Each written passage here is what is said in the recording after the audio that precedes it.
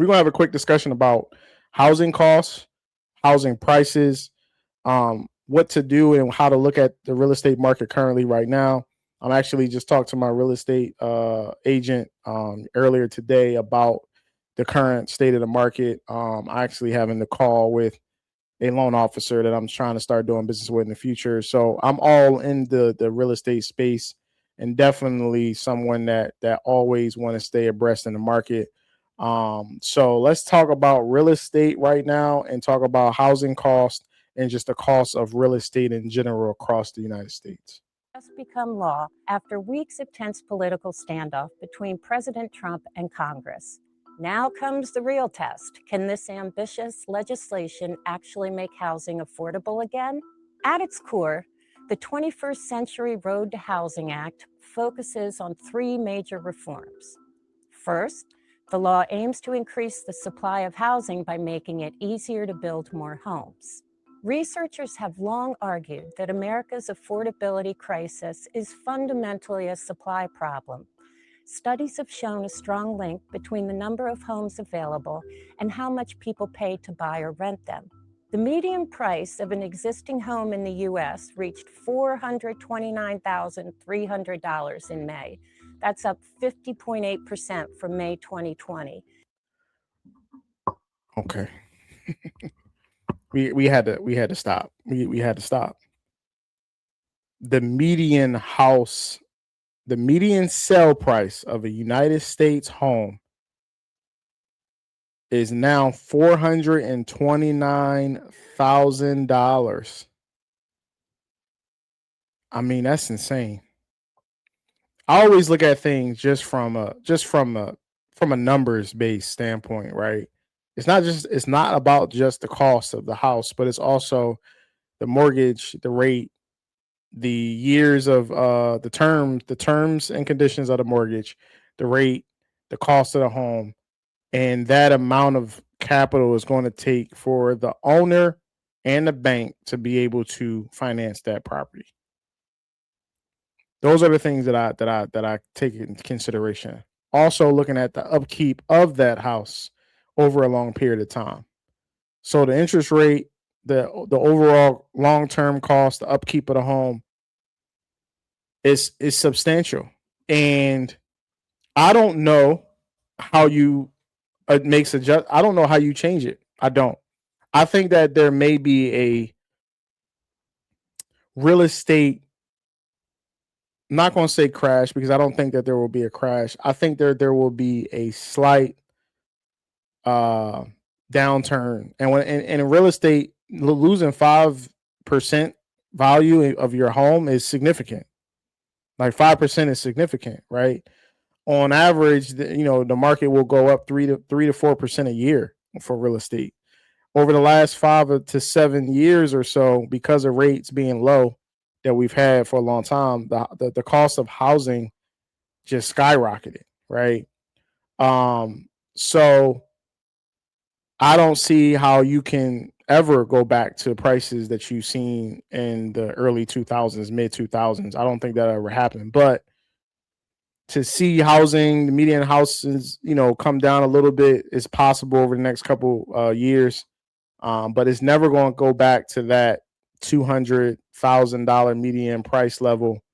You won't see that number, and you more than likely won't never see the low 300,000s really ever again. And really, what you think about is your children, and long term, how can you put yourself and ultimately your kids in a position to where they can be homeowners, and benefit from the easiest path or the most surest path to wealth building, which is owning real estate. And 30-year fixed mortgage rates continue to hover around 6.5%. By 2025, the U.S. housing shortage had grown to more than 4 million homes. We underbuilt housing following the Great Recession, and we've really never fully caught up. At the same time, population grew. We had a pandemic-driven surge in demand. We had a demographic demand coming from millennials. The result is that more buyers are competing for fewer homes, which has pushed home prices and rents higher. The new law attempts to close that gap by combining federal incentives for new construction with reforms designed to speed up home construction. It supports faster permitting and encourages local governments to allow more housing through zoning reforms. It also reduces regulatory barriers that builders argue slow projects and increase construction costs. According to a study by the National Association of Home Builders, federal, state, and local regulations add more than $131,000 to the cost of building a typical new single-family home. The law also expands support for manufactured housing, which is often among the least expensive paths to home ownership. The second reform aims to make housing finance easier to access. For example, the law expands access to mortgage financing for lower-cost homes that have been traditionally difficult to finance. It also updates federal financing programs that support investment and construction of multifamily housing. The reason is that multifamily housing is one of the fastest and most scalable ways to add meaningful housing supply. It's where you can create hundreds of housing units within a single project. And that's important, especially in markets where affordability pressures are most acute. By lowering financing barriers for home buyers and housing developers, lawmakers hope to encourage more housing construction while making homeownership more accessible. The final reform aims to limit large institutional investors from buying single-family homes. Under the new law, companies that own at least 350 single-family homes would generally be prohibited from purchasing additional single-family homes. Certain companies with specific requirements, such as building homes specifically for the build-to-rent market, would be exempt. Supporters argue the measure will give individual buyers a better chance to compete for homes. Investor activity can absolutely influence certain neighborhoods and markets, especially when inventory is limited. And I think that's why policymakers remain focused on that. They want a competitive environment for traditional buyers, and they want some transparency. However, the extent to which large institutional investors have contributed to rising home prices remains up for debate. One study estimated that institutional investors own about 0.5% of all single-family homes in the United States. Another analysis of 19 major metropolitan areas found little to no relationship between institutional investor ownership and home price appreciation between 2019 and 2024. They're not necessarily the main culprit in this story. It's really small and medium-sized investors that comprise a much larger share of home buyers, and they're not even mentioned in this bill. But even if the law proves effective, experts say it could take years before Americans see a meaningful impact on housing costs.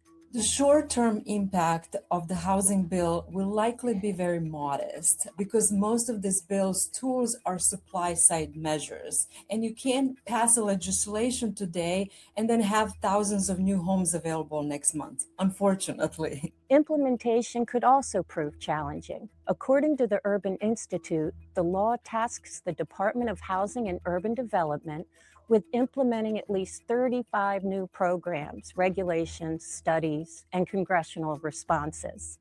But after significant staffing cuts in 2025, some researchers question whether the agency has enough capacity to carry out these responsibilities. While several clauses in the new law require no funding, implementing them will still take time and resources.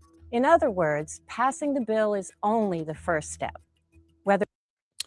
All right. So let's go back to look at the actual steps that the bill gives us. Yeah, there we go.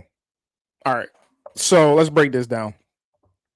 So the bill is set to do three major things, right? One, increase housing supply, right? They say that due to the lack of housing supply, again, supply and demand. So if you have less supply, the demand of something goes up. Again, this is economics 101, which means that the price then goes up, right? It's all about competition. And if you pay attention back in the 2021, 22 years, as I was actually buying one of my properties, there was a lot of competition, which means that you had less supply, you had a high demand where a lot of people was putting in offers to properties at that time, which then drove the prices of properties up, right? I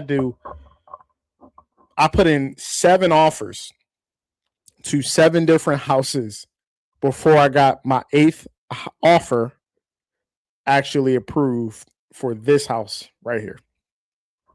7 different houses I put offers in before I got to number 8. That's just an example of the demand was so high that people were paying $15,000, $20,000, $25,000 over the asking price for a house. Right. So in this case, they're saying that if you increase housing supply, then that obviously the supply goes up, which then brings down the demand, which then brings down prices. Right. So that's the thought process behind that. Not sure that actually works though, unless you really push the demand so high. I'm just not sure that that will work. I think rates have a lot more to do with this conversation than just supply when it comes to housing. But this is what the bill is ultimately trying to capture, right? So you got increased housing supply, making it easier for builders ultimately to build multifamily, which I would deem is what we see nowadays, which is these large scale commercial real estate communities, right? But these communities will then be built not for rent, but be built for ownership, condos, single families, duplexes, multifamilies type of properties, um, for people to be able to go and buy them. Not sure if that will help the cost though, because some of these communities are actually most of these communities, the price to buy a house in these communities is still significantly high. So when we talk about housing cost, just not sure if that actually fixes the problem. All right. So number 2 is expand housing finance, right? Gives basically the average person a better opportunity to receive financing from a broker, a bank, a lender, etc. Changes the terms of the finance and provides a smaller term in case someone is getting a manufacturer property, which is the smaller homes, which they call the tiny homes, and they have a lot of different types of manufactured homes nowadays. But we were going to see more and more of those types of houses being built, to bring down the cost of housing, which is basically you living in a trailer, and it's not really built for a large amount of a large space for a large amount of people. It's really just for the single individual or someone that is living with one other person max, really. So expanding the opportunity of getting financing for housing. All right. Again, I don't think that even changes anything when it comes to prices in general, when it comes to houses, right? Number 3, limit institutional home buying. This is interesting, right? I heard about this a few months ago, and I had a conversation with my realtor about this topic and a couple of real estate investors. Limiting, companies from buying large scale real estate in different locations. So what we do know with the trend that we've seen is a lot of really big companies like BlackRock, Blackstone, really big, venture fund type of companies are buying, thousands and thousands of homes to then rent them out and receive what obviously you would call that passive income in their business model. And what Trump wanted to do is stop the institutions from being able to buy single family homes and buy homes, because that's then taking them away from the average American that's going to try to go out and purchase their first time home, or the investment property, right? And the limitation, I believe, was 325 plus homes. So the thing that I find fascinating is like, where does that number come from, the 325? um where do you get that from, and is that going to then be effective in the industry, right? I'm not sure. I'm not sure. I do think that it's a good thing to limit these companies from being able to buy a lot of real estate, because then that's taken away from the average person. It's also then setting a market when it comes to, like, if you buy a whole bunch of properties in one market, you kind of set the market in that, like, city or that county that we're talking about. So that's a positive thing when it comes to that limitation. So I mean, it's going to be interesting to see. And I think that in the bill, it states something like, these companies that own more than 300 or so plus properties, they have to then sell some of them houses. So you'll start to see inventory pick up from that standpoint in the next year or two or so. They have a certain amount of years that they have to then sell these homes.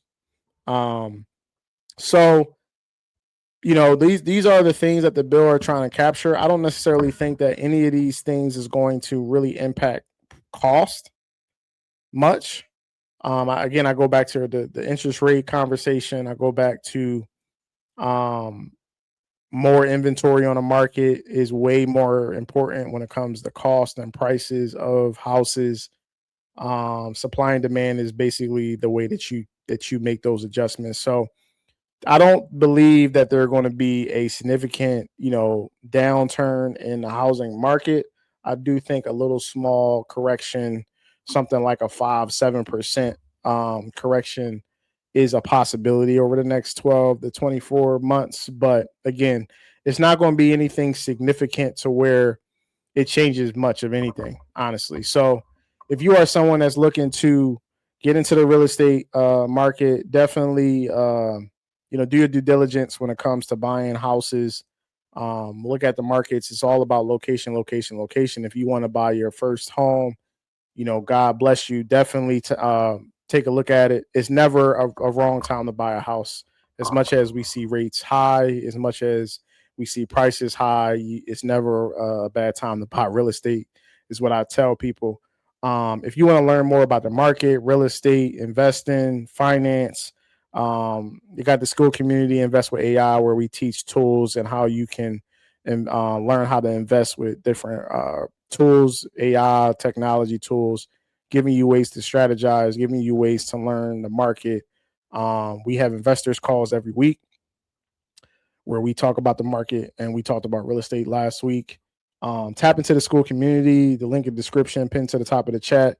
The most important thing when it comes to the community is really just it's about people wanting to learn, coming together, and networking, right? A space where we all can come together, talk, we can learn together, we can grow together, we can make money together and do business together and grow together.